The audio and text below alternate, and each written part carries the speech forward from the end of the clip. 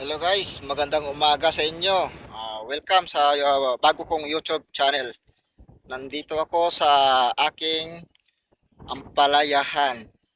Pasensya na kayo guys, hindi ko naturo sa inyo kung paano gumawa ng trillings. Pero simple lang naman gumawa nito. Papakita ko sa inyo guys kung paano ko ginawa. Yan. Simple lang naman. Madali lang naman siya gayahin guys. Tingnan nyo na lang. So, ganyan yung aking ampalayahan. Nagsisimula pa lang siya magkaroon ng bunga. Ayan, magharap tayo kung nasan yung may bunga. Unti-unti pa lang, isa, dalawa, tatlo, yung bunga niya. Ito guys, ito.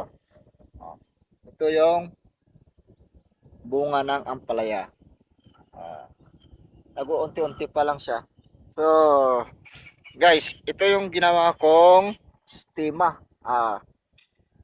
Meron siyang tanim na talong. Nandito. Ito yung talong. Ah, kung nakikita nyo, ito yung talong. Para at least, yung space ng inyong taniman, hindi nasasayang.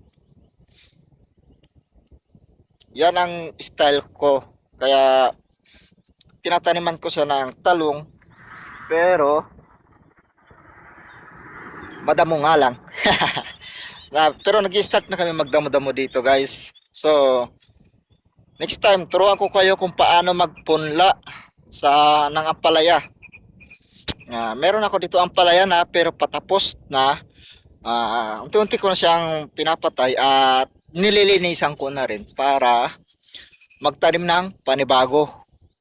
Oh, ito guys, patay na, wala na sila. Pinapatay ko na. Ito.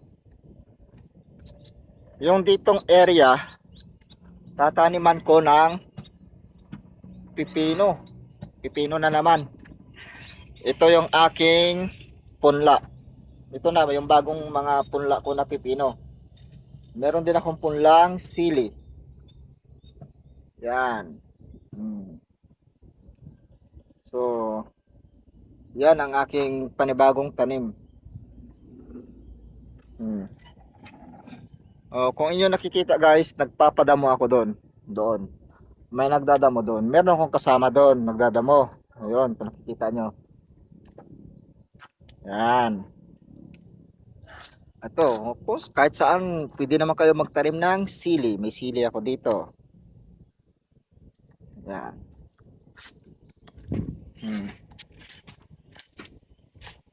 Itong ampalaya ko, kumita rin naman kahit papano. Pero, yun nga lang, patapos na siya. Dito guys, tingnan nyo, nagpapadamo ako dito. Binabayaran lang namin araw. Ang araw niya is worth of 300 pesos. Dito malinis na guys.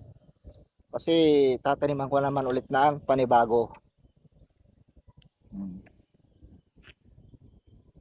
Yan. Kung nakikita nyo, malinis na. Yan ang aking Tito Tikong. Bilis niya magdamo. Oh, to. Okay lang, okay lang. Ganyan siya magdamo. Bilis siya. Oh. Ito yung ampalaya. Guys, malaki na rin pero wala na, patapos na siya yung bunga. Ganyan ang magpadamo. Magkano bayad sa dito to? 300 hanggang dulo. Hanggang sa pader. Ano yun? Pakyawan? Yan. Wala pa kasi si nanay dito. Kaya kami lang dalawa muna.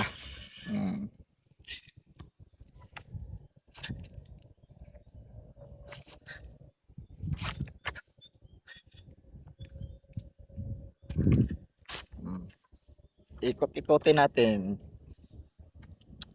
Madamo na kasi. Hmm.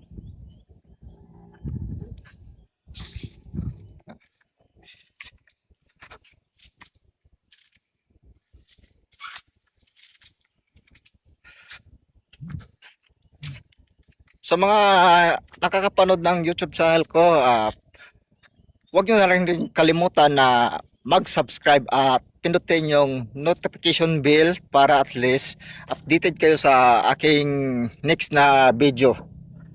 Kung paano, ipapakita ko sa inyo kung paano magtanim ng pipino. Yung punla ko na pipino. Ito, guys. Yan. Yan. Ito, malalaki din naman yung mga bunga ng ampalaya ko. Pero, patapos na. Yung iba na hinog na. Hinog na yung iba. So, guys, update ko na lang kayo sa next video ko. Tuturuan ko kayo kung paano magtanim ng pipino dito. Yan. So, ito, meron pa ako ibang sili dito. Malago siya, yung sili ko dito. Ang daming bunga. Next time, magtanim din ako ng sili na marami.